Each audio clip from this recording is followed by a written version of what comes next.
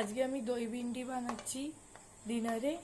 এটা রেসিপি আমি আরেকদিন আপনার সাথে শেয়ার করব। এখন আমি তাড়াহুড়োতে বানিয়ে নিয়েছি, কেন কিনা আরেকটু রান্না বাকি আছে আমার।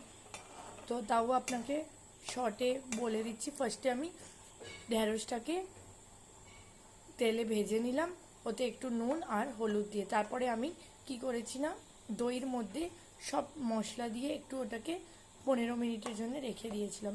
তারপর আমি আবার কড়াইতে গরম তেল করেছি, ওর মধ্যে একটু রসুন ভাজলাম, একটু টমেটো দিলাম, ভালো করে কষিয়ে তারপর যে ম্যারিনেট করা হওয়া দইতে সব মশলা দিয়ে ওটাকে ওতে ঢেলে তারপর ভালো করে কষালাম আবার। তারপরে আমি ভাজা ঢ্যাঁড়সগুলোকে ওতে দিয়ে হালকা করে একটু নুন আর একটুখানি জল দিয়ে এটাকে এবার কষাবো ভালো করে। আপনার সাথে আরেকদিন আমি এর পুরো রেসিপিটা শেয়ার করে দেবো।